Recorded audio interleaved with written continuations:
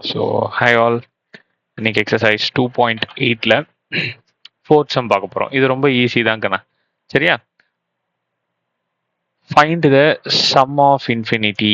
Some of இன்ஃபினிட்டியில் first என்னென்ன கொடுத்துருக்காங்க, சொல்யூஷன் போட்டு என்னென்ன கொடுத்துருக்காங்க, 9 + 3 + 1 அப்படியே போயிட்டே இருக்கு. இப்போ இதுலேருந்து நம்ம என்னென்ன இன்ஃபர்மேஷன் எடுத்துக்கலாம், நமக்கு ஏ தெரியும், அது 9.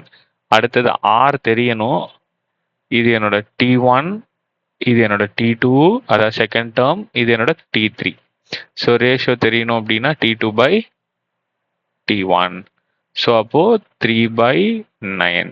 ஸோ அப்போ இதோட ஆன்சர் என்ன, 1/3. ஸோ இந்த 1/3 டெஃபினட்டா 1 விட சின்னதுதான், ஆமாவா? ஸோ அப்போ R is lesser than 1. அப்போ சம் ஆஃப் இன்ஃபினிட்டியோட ஃபார்முலா பாருங்க. சம் ஆஃப் இன்ஃபினிட்டியோட ஃபார்முலா A/1 விட சின்னதா தானே இருக்குது. அப்போ 1 - R, அவ்வளவுதான் சம் ஆன்சர். ரைட்டா? இப்ப சம் போடலாமா?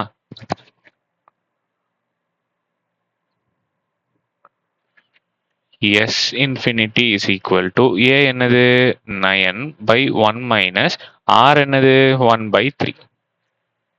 ரைட்டா? ஸோ 9 ஒரு பக்கம் நம்பர், இன்னொரு பக்கம் ஃப்ராக்ஷன், நடுவில் ப்ளஸோ மைனஸோ இருந்துச்சுன்னா நான் என்ன பண்ணிக்க சொல்லியிருக்கேன், மல்டிப்ளை பண்ண சொல்லியிருக்கேன். ஸோ இப்போ 1க்கு மட்டும் இருந்த 3 ஹோல் டிவைடட் பையாக மாறிடும். ஸோ 9 / 2/3ன்னு இருக்கா? இப்போ இது எப்படி எழுதணும் சாமி, நல்லா கவனிங்க. கீழே இருக்கிற 3 என்ன ஆகிடும், மேலே போயிடும். ஸோ 9 × 3/2. சரியா? அப்போ என்ன கிடைக்கும், 27/2. நிறைய பேர் இந்த 3ஐயும் இந்த 9ஐயும் கேன்சல் பண்ணுவீங்க. அப்படி பண்ணக்கூடாது, இது கீழே தானே இருக்கு. 3 கீழே தானே இருக்கு, இப்போ இது மேலே தான் போகும். சரியா கண்ணா? ஸோ அப்போ 27/2 இதுதான் என்னோட sum of infinity, sum to infinity.